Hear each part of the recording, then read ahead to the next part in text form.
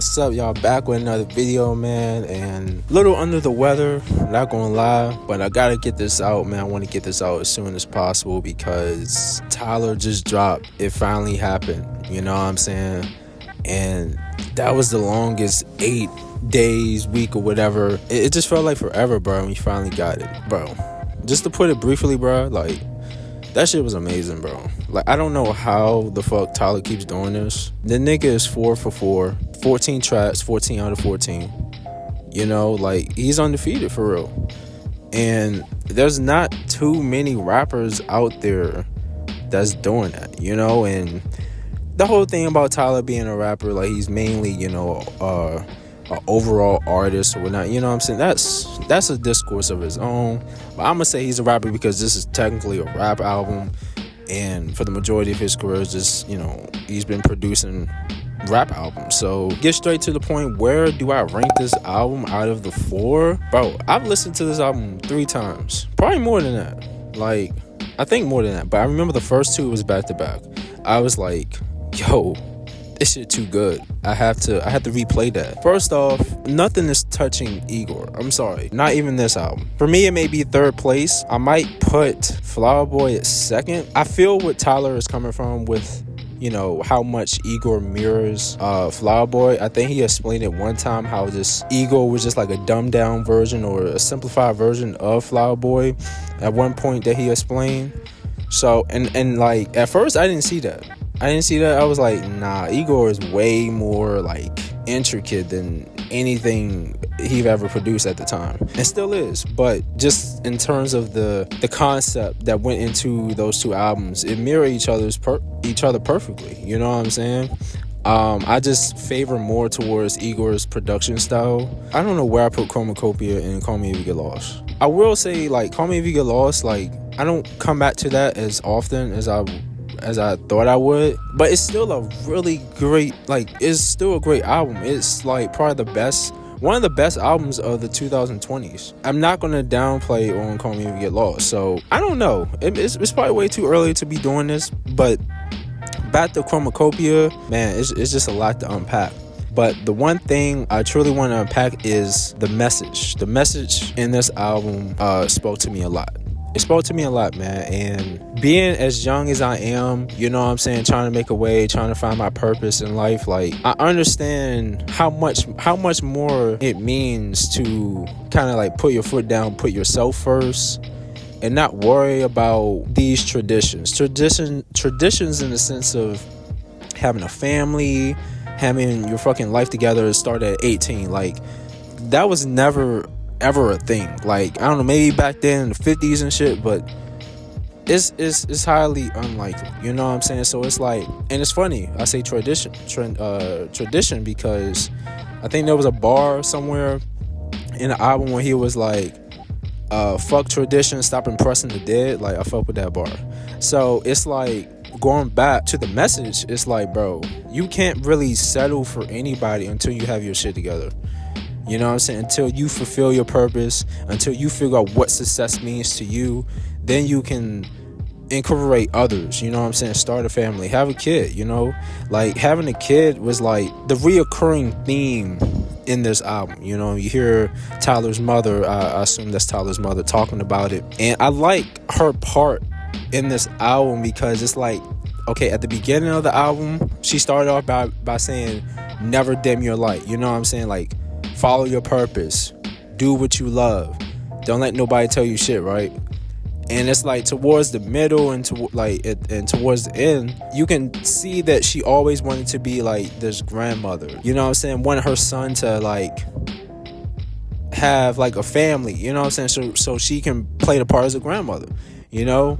But it's like, it kind of contradicts what Tyler's coming from. It's like, look, I wouldn't be where I am, I wouldn't have all the success and the glory if I didn't put myself first.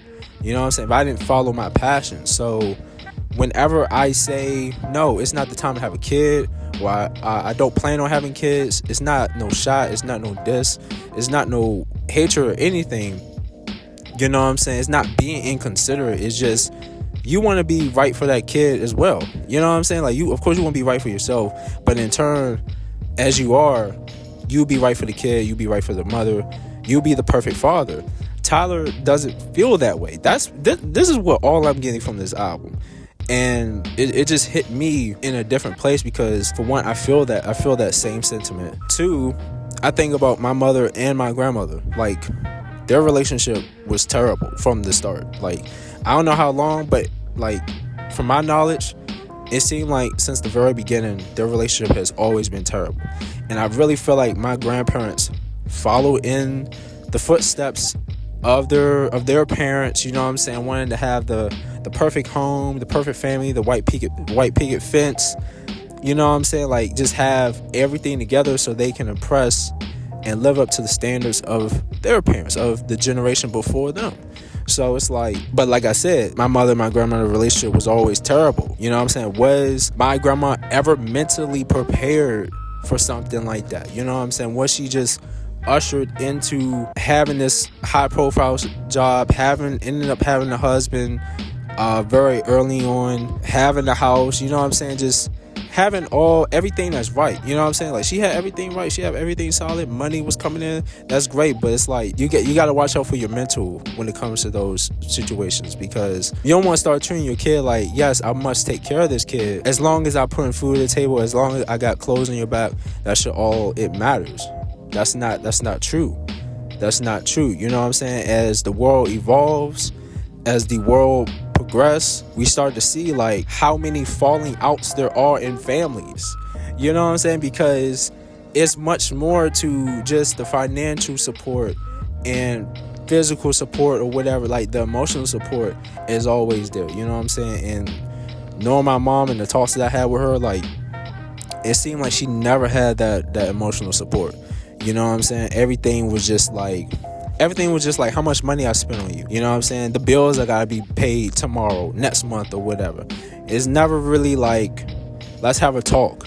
You know what I'm saying? I see you growing up. I see you getting older. Let's have that one-on-one connection. Let's see if we have some compatibility or whatever. You know what I'm saying? Like, let's learn from each other and just having talks. Like, the communication factor plays a big part in whatever emotional support. So that's the overall or the overarching message for me in this album. Anytime I listen to this album, I will always think of that, bro. And it would just be a constant reminder, like, bro, he's right. You know, it reminds me of when John Cena went on Club Shay Shay. And I think Shannon Sharp asked him, you see yourself having kids?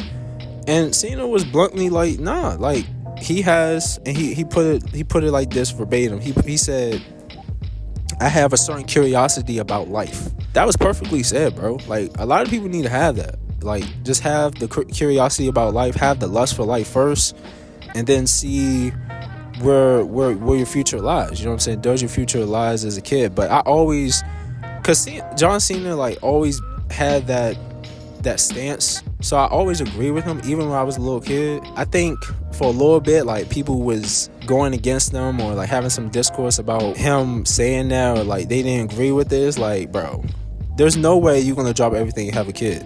There's no way. I'm not going into full details of this album. I just wanted to just bring the message that I got from it and what this album means to me.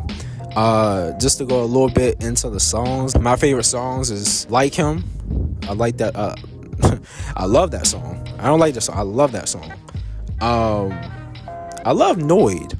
Noid has grown on me a lot more, surprisingly, because I just thought it was just like, oh, you know, a little intro song, like song to get you hyped, like ain't nothing. But no, it's a really great song, and plus, like, you get more of that song in this album. I really love that ending.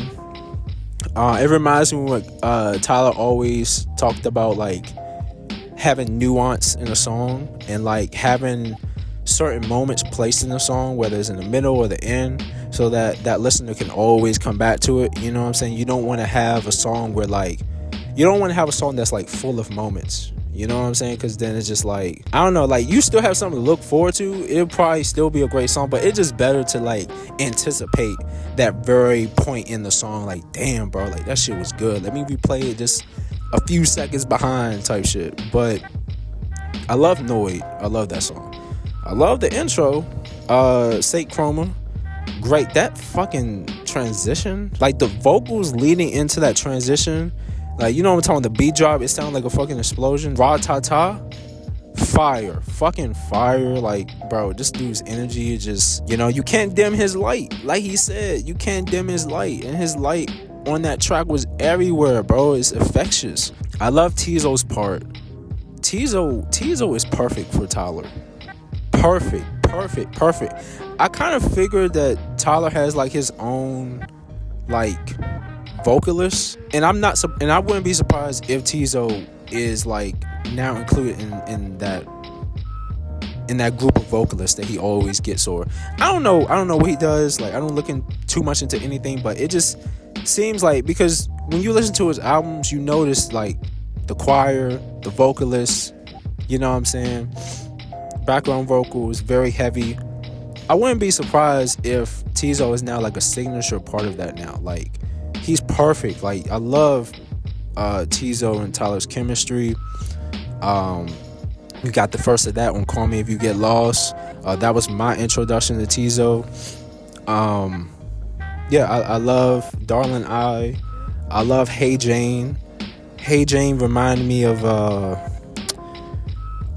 like his more deep rap type of tracks, like Wheelchair, which, by the way, Wheelchair is my favorite song of all time by Tyler.